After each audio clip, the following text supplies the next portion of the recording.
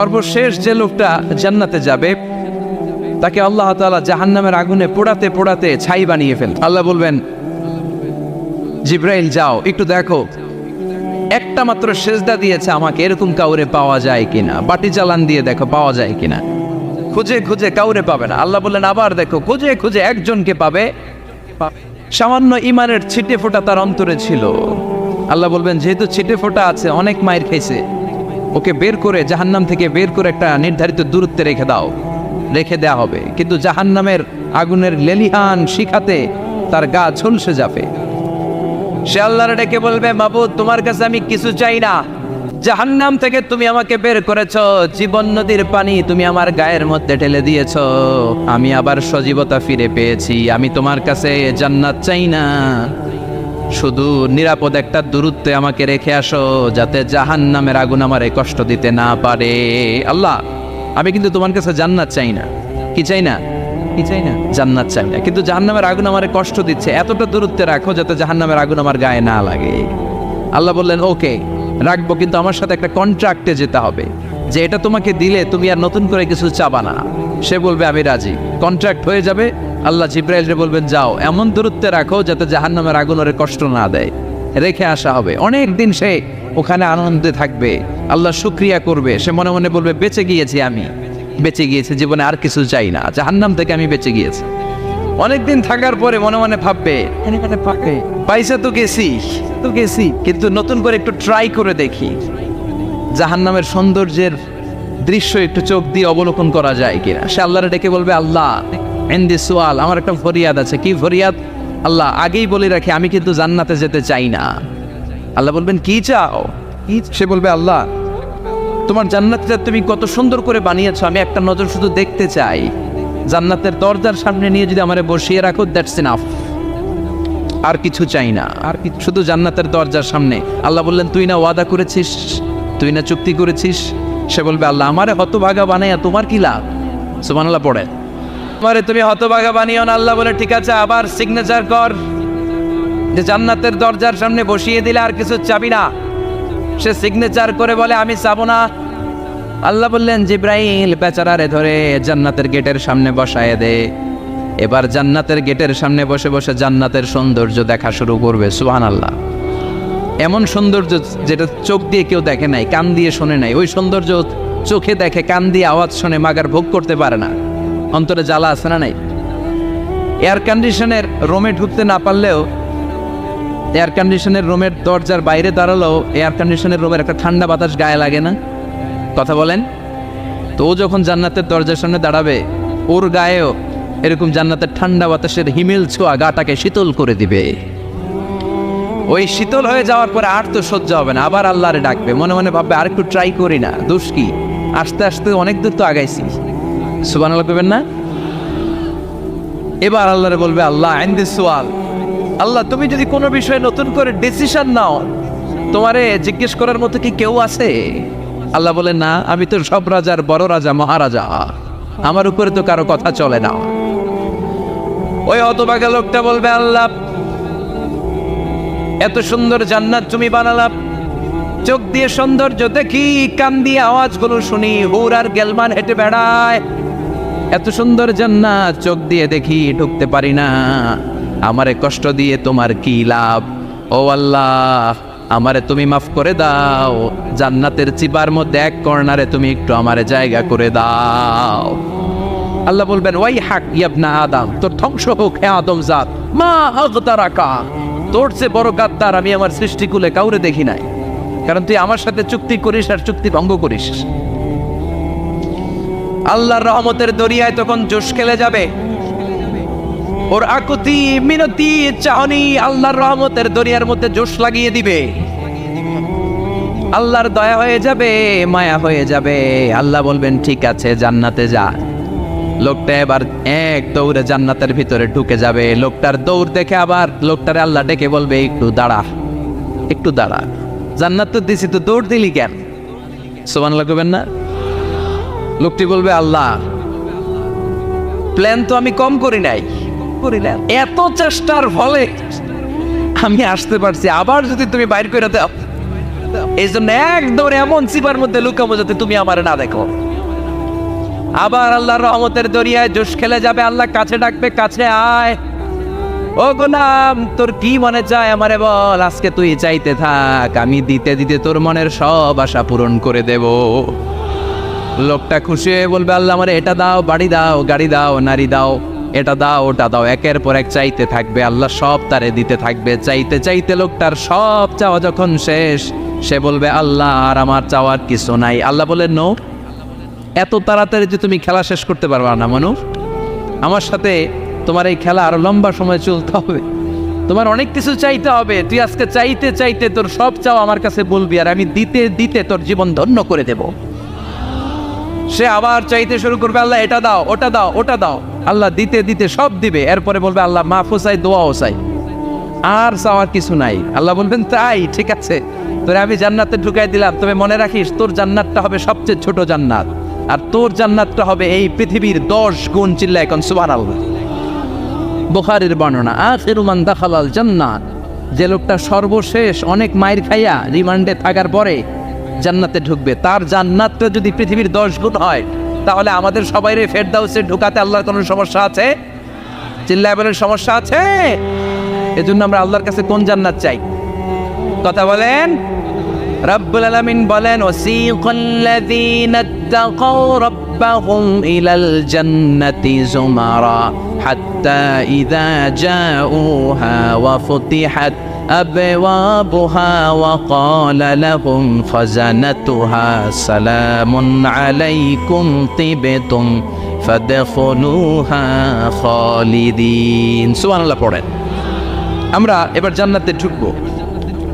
সব জান্নাতীদেরকে নিয়ে আল্লাহ তাআলা বলবেন, ও ফেরেশতারা, আমার জান্নাতীদেরকে তোমরা ওয়েল রিসেপশন দিয়ে, রেড কার্পেট রিসেপশন, লাল গালিচার সংবর্ধনা দিয়ে জান্নাতে নিয়ে যাও। ফেরেশতারা পেছন থেকে আল্লাহকে যারা ভয় করে জান্নাতের উপযুক্ত হয়েছে সবাইকে নিয়ে জান্নাতে ছুটবে। অমিয়া, কোনো প্রোগ্রামে যদি মন্ত্রী আসে, মেম্বার অফ দ্য পার্লামেন্ট আসে, কিংবা প্রধানমন্ত্রী আসে, ওনার শুভাগমন উপলক্ষে আমরা অনেকগুলো ওয়েলকামিং রিসেপশন গেট বানাই না? কথা বলেন। সুজানগরে বোধহয় বানায় টানায় না, আজকের মাহফিলের তো কয়েকটা গেট দেখলাম আমি, বানাই না আমরা ওয়েলকামিং রিসেপশন গেট। জান্নাতীদের জন্য এরকম, আপনারা যারা ফেরদাউসে ঢুকবেন আপনাদের জন্য এরকম ওয়েলকামিং রিসেপশন গেট থাকবে। ফেরেশতারা জান্নাতীদেরকে হাঁকিয়ে হাঁকিয়ে নিয়ে চলবে, আহলান ওয়া সাহলান মারহাবান বিকুম, কংগ্রাচুলেশন, আসেন আসেন আমরা সবাই মিলে জান্নাতে যাই। জান্নাতীরা আনন্দের চোটে ছুটবে আর ছুটবে, ছুটতে ছুটতে ছুটতে ছুটতে হঠাৎ করে বিশাল একটা ওয়েলকামিং রিসেপশন গেট পেয়ে যাবে। এই গেটটা যে কত সুন্দর আমি বর্ণনা দিয়ে বোঝাতে পারবো না। এই গেটের আশেপাশে ডানে বায়ে থাকবে অসাধারণ পরিবেশ, ফুলের বাগান, নাচ নেয়ামতে ভরপুর, রিফ্রেশমেন্ট, ফুড আইটেম, খাবার দাবারে ভরপুর, এত চমৎকার জায়গা। এই জায়গাটারে জান্নাতীরা দেখে জান্নাত মনে করে ওইখানেই বসে যাবে। জান্নাতীরা মনে করবে এটাই জান্নাত, জান্নাতকে মজা লেলো, জান্নাত তোমারই হে, চলো আমরা খাওয়া দাওয়া শুরু করি, ফুটতে শুরু করি।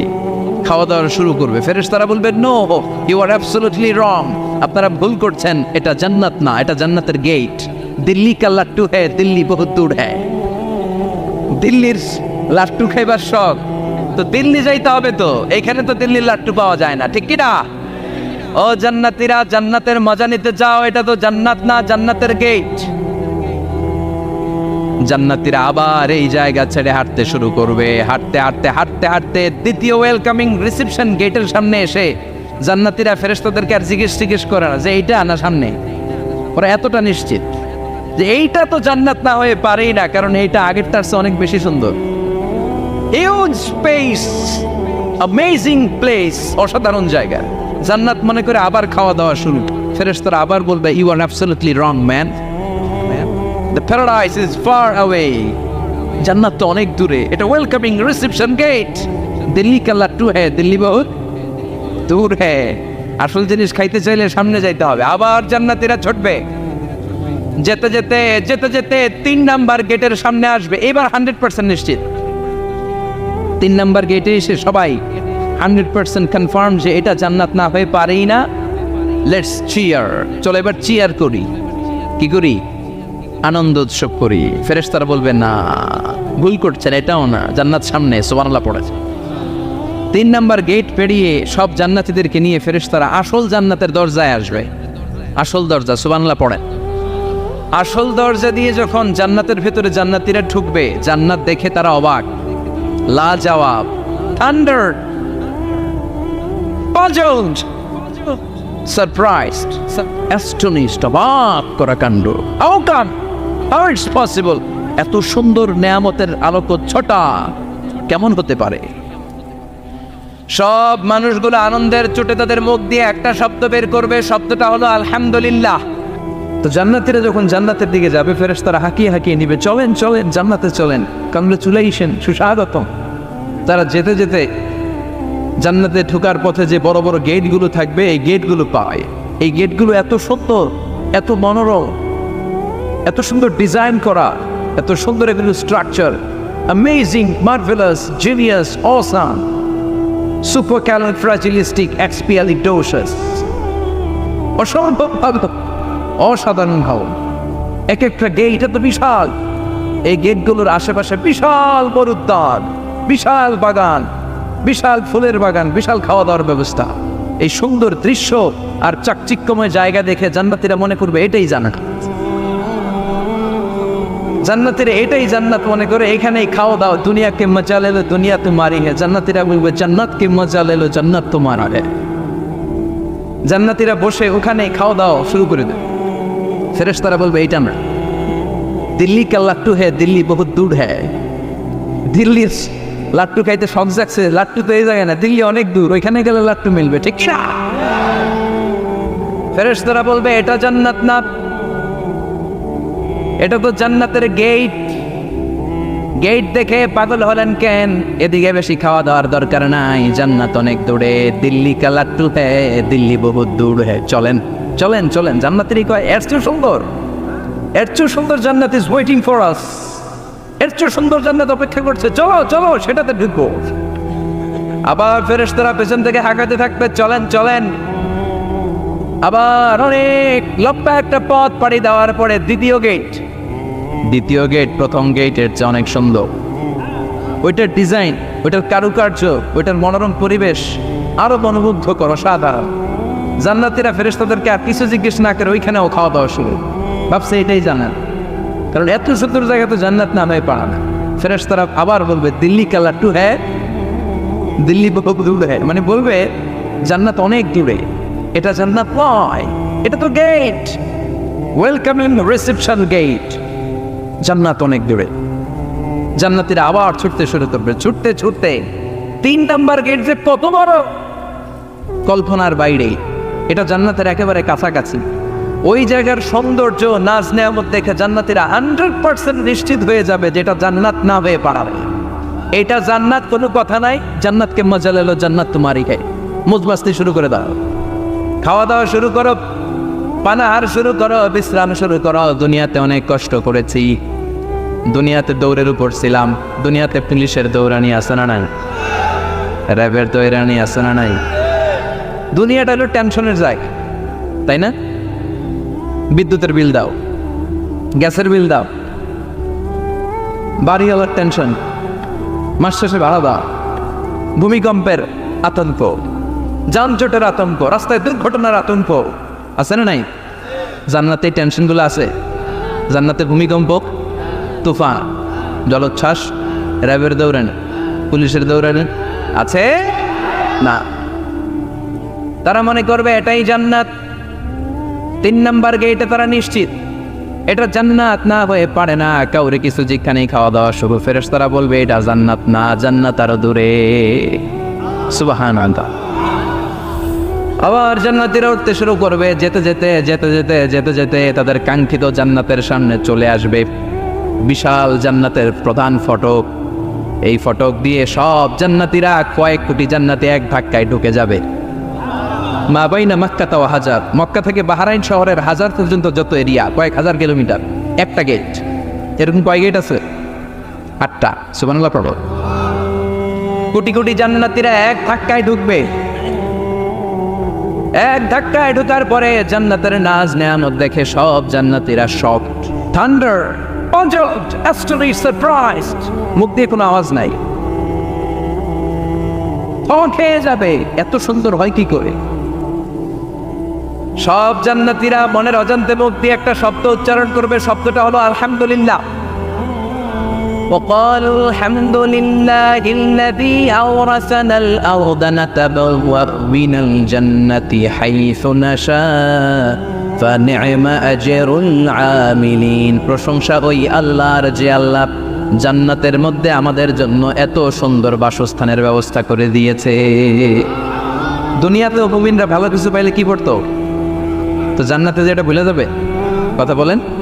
জান্নাতে যেও মুমিনদের মুখনিসৃত সর্বপ্রথম যে শব্দটা, সেটা কি? আওয়াজ করে বলেন, সেই শব্দটা কি? আলহামদুলিল্লাহ।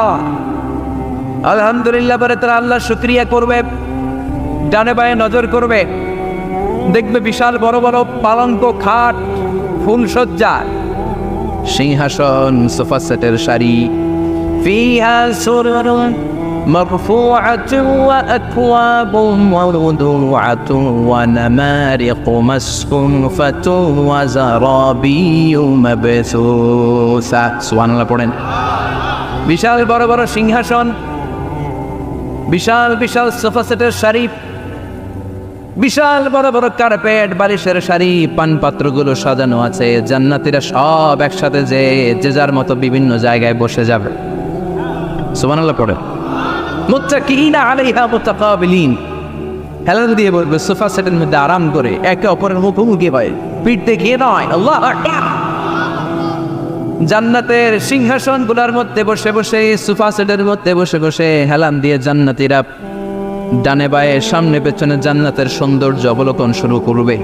ডান দিকে তাকায় দেখবে পাখির কিচিরমিচির, বাম দিকে তাকায় দেখে বিশাল তাজমহল, রাজমহল আছে না নাই?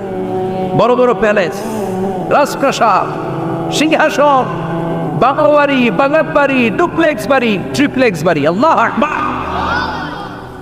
যেদিকে তাকায় শুধু সৌন্দর্য। একদিকে তাকালে পাখির কিচিরমিচির, একদিকে তাকালে বিশাল ফুলের বাগান, একদিকে তাকালে বিশাল রাজমহল, তাজমহল, খাসমহল, আর একদিকে তাকালে বিশাল বড় বড় ফোয়ারা, পানির ঝর্ণা। জান্নাতের ভেতরে ঝর্ণা আছে না নাই? ঝর্ণা ঝর্ণা ঝর্ণা রে, বলনা বলনা বলনা রে, কার বিরহে পাগল পাড়া তুই, কার মিলনে ফুল ফসলে ভরার তোর দুকুল ভুই, কার মিলনে ফুল ফসলে ভরার তোর দুকুল বই। ঝর্ণা ঝর্ণা ঝর্ণা রে, বলনা বলনা বলনা রে, কার বিরহে পাগল পাড়া তুই। সুবহানাল্লাহ। জান্নাতিন তাজরি মিন তাহতিহাল আনহার। আল্লাহ বলবেন, এত চমৎকার সুন্দর জান্নাত তোমাদের জন্য তৈরি করে রেখেছি, যেই জান্নাতের নিচ দিয়ে প্রবাহিত হবে স্রোতস্বিনী ঝর্ণা ধারা। ঝর্ণা প্রবাহিত হবে নিচ দিয়ে। আইনার তুসাম্মা ফিহা সালসাবিলা, বিশেষ একটা ঝর্ণা ফোয়ারা থাকবে, এটার নাম হচ্ছে সালসাবিল। সেটার নাম কি? চিল্লায় বলেন, সেটার নাম কি? এভাবে জান্নাতীরা ডানে বায়ে সামনে পেছনে জান্নাতের নাজ নেয়ামত দেখতে থাকবে। নাজ নেয়ামত দেখা শেষে এবার খাবারের পালা। কিসের পালা? ফুড অ্যান্ড রিফ্রেশমেন্ট জান্নাতীদেরকে দেয়া হবে, খাবার দাবার। সর্বপ্রথম জান্নাতীদেরকে কি খাওয়ানো হবে জানেন? বুখারীর বর্ণনা, আউয়ালু মা ইয়াকুলু বিহি আহলুল জান্নাহ ফাজিয়াদাতু কাবিদিল হুত। The first meal and snacks will be served for the Jannah holder is fish liver fry, মাছের ভুনা কলিজা। সুবহানাল্লাহ। বাড়িতে গিয়ে কয়ে মাছের ভুনা কলিজা খাবেন? যে ভুনা কলিজার কথা শুনে অনেকের জিহ্বায় পানি চলে আসছে। ফিশ লিভার ফ্রাই ফাজিয়াদাতু কাবিদিল হুত, প্রথম জান্নাতে এটা দেয়া হবে। মাছের ভুনা কলিজা পেয়ে জান্নাতীরা কোপায় ফেলবে, কোপাইয়া কোপা শামসু বানায় দিও। খাইতে খাইতে শেষ। ফেরেশতারা বলবে, এত খাইয়েন না, সামনে আরো আছে। সুবহানাল্লাহ কইবেন না? ওয়া নাআমি তাইরিন মিম্মা ইয়াশতাহুন,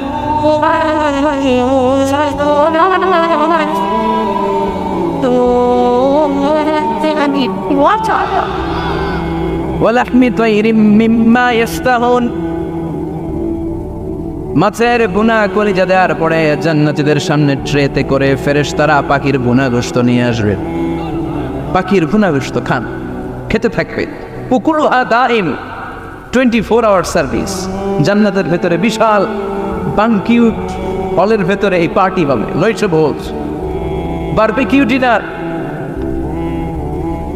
বড় বড় পার্টি হবে, খাওয়া দাওয়া শুরু হবে। এবার কলিজা থুইয়া জান্নাতীরা কোপানো শুরু করবে পাখির গুনাহ গোশত। সুবহানাল্লাহ পড়েন। একটার চেয়ে আরেকটা সুস্বাদু। বাফেট ডিনার বা বুফে ডিনার নাম শুনছেন না? 5 স্টার 7 স্টার হোটেলের ভেতরে আপনাকে কেউ সার্ভ করবে না, প্রায় 30-40 পদের খাবার একসাথে রেখে দেয়া, এটার বলে বাফেট ডিনার। এই বাফেট ডিনারে নিজের নিয়ে নিয়ে খেতে হয়।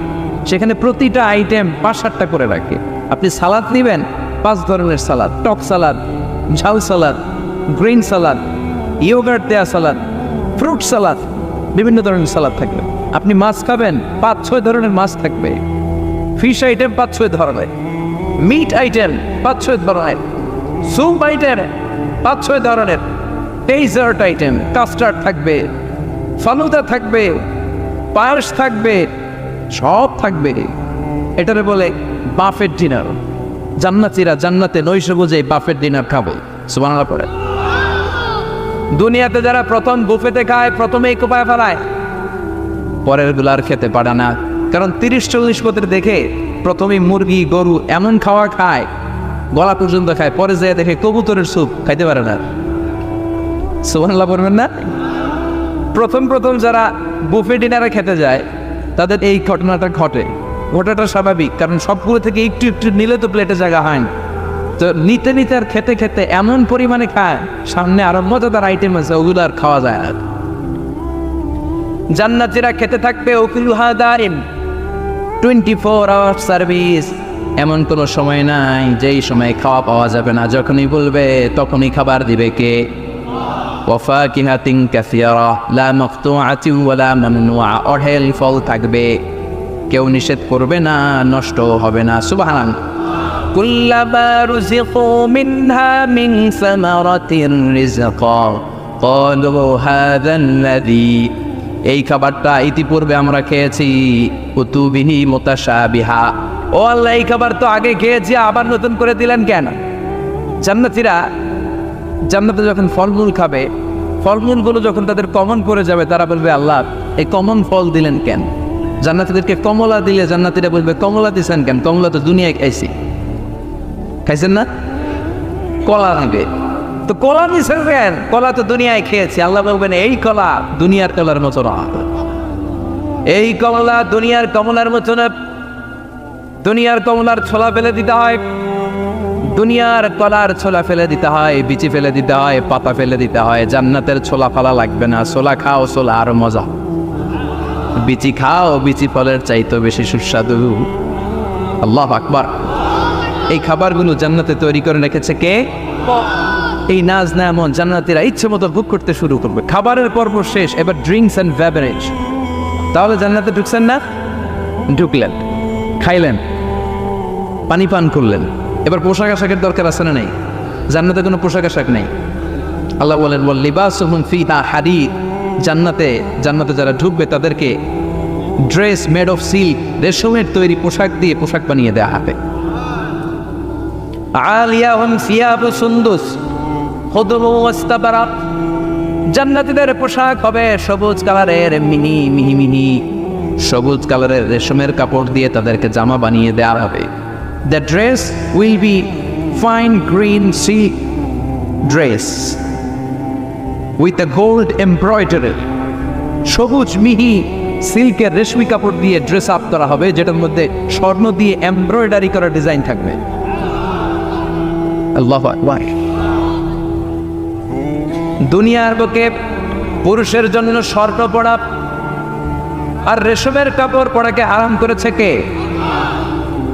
কিন্তু জান্নাতে পুরুষ জাতির জন্য রেশমের কাপড় আর স্বর্ণ ব্যবহারকে হালাল করবে কে? দুনিয়ায় যারা অপেক্ষা করবে, জান্নাতে তারা সেটা পাবে।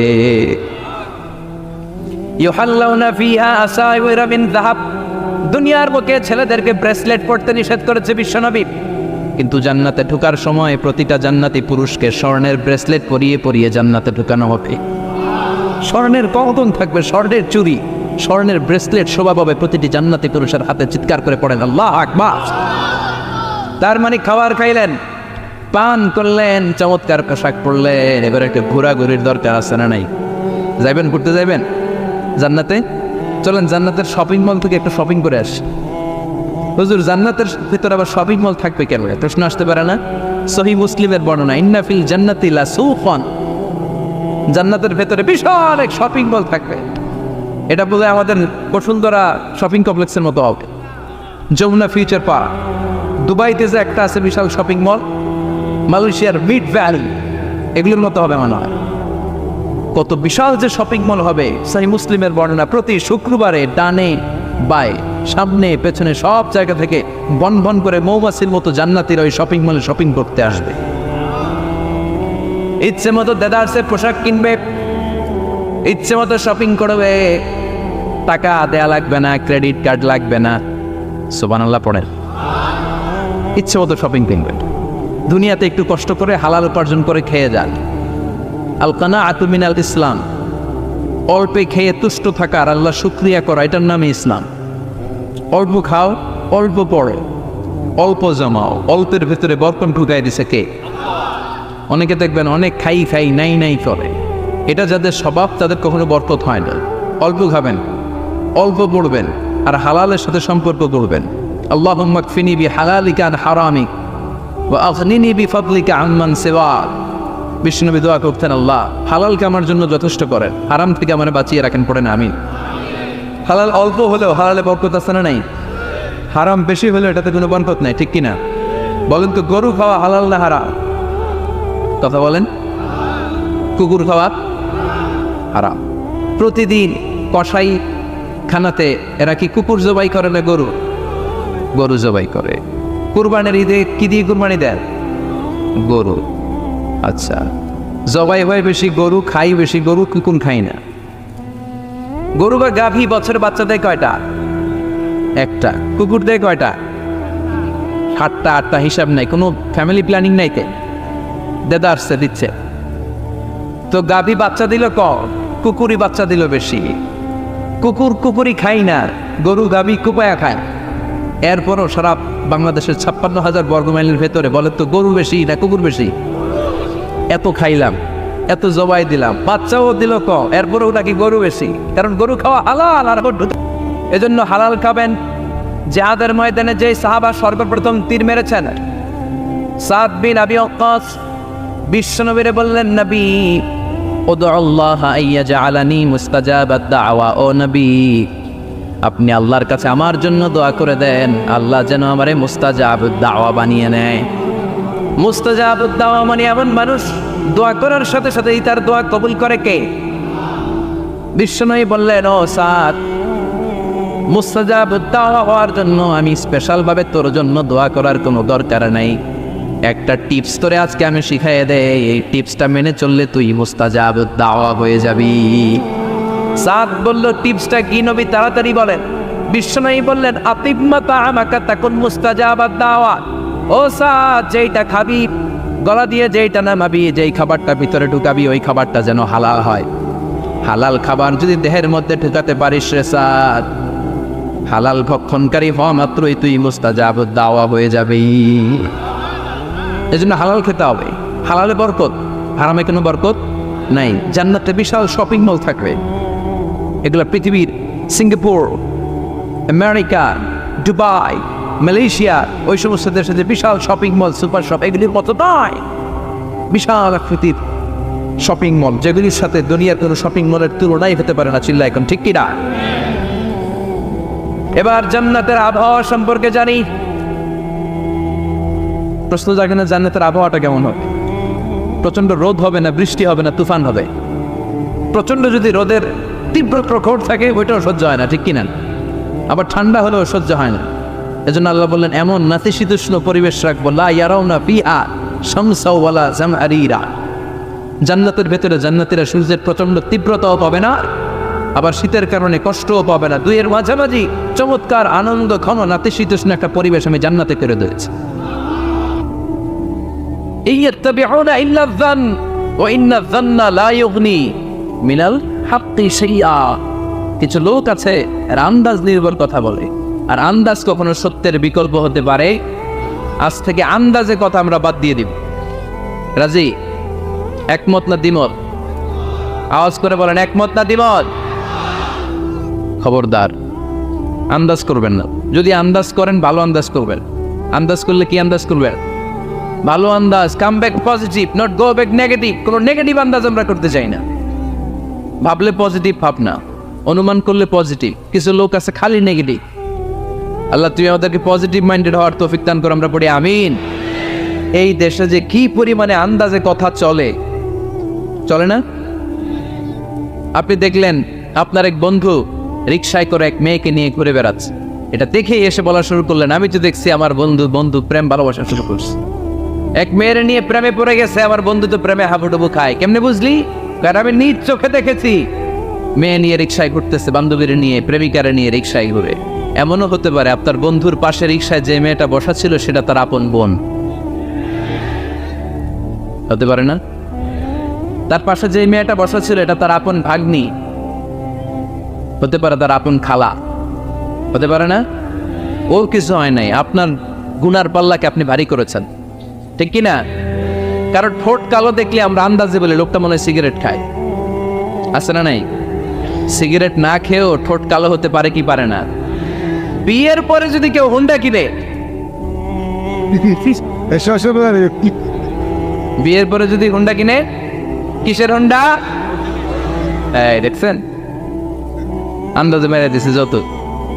তো ও যখন হুন্ডা পাইছে বা কিনছে বা পুকুর থেকে আনছে, কত টাকা খরচ করে কিনলো, কেমনে আনলো, কিস্তিতে আনলো না সরাসরি আনলো, মাথার গাম পায়ে ফেনে আনলো না বন্দুকটা চালাইতেছে, জানেন আপনি? তো এগুলো ধারণা করেন কেন? আন্দাজে ধারণা করেন কেন? আজকে থেকে আন্দাজের গোষ্ঠী গিলাই আমরা। আন্দাজে কথা বলা যাবে? খবরদার। ইজতানিবু কাসীরাম মিনাজ যান। ভাই এগুলো করে আমরা আমাদের সমাজটারে জাহান্নামের টুকরা বানিয়ে দিয়েছি। আর কত? আপনার অনেক হয়েছে, এবার থামেন, স্টপ, থিঙ্ক টুয়াইস। একটু ভাবেন কি বলছি আমি। প্রতিটা কথার জবাবদিহিতা সেদিন চাইবে কে? এজন্য 8 নম্বরে বললেন আন্দাজে কথা বলো না। 9 নম্বরে আল্লাহ বললেন ওয়ালা তাজাসসু, গোয়েন্দাগিরি করো না। গোয়েন্দাগিরি আছে না নাই? সামাজিক ভারসাম্য শৃঙ্খলার জন্য গভর্নমেন্টের যে গোয়েন্দা ওইটা না, ওইটা ঠিক আছে। মদিনায় ছিল ওমরে ফারুকের গোয়েন্দা, আল্লাহ রাসূলের গোয়েন্দা। আমরা নিজেরা ব্যক্তিগত দায়িত্বে যে গোয়েন্দাগিরিটা করি, কারো জানলার ফাঁকা খোলা থাকলে চোখ দিয়ে যে উকিটা মানি, ওইটা নিষেধ। ওয়ালা তাজাসসু, গোয়েন্দাগিরি করো না।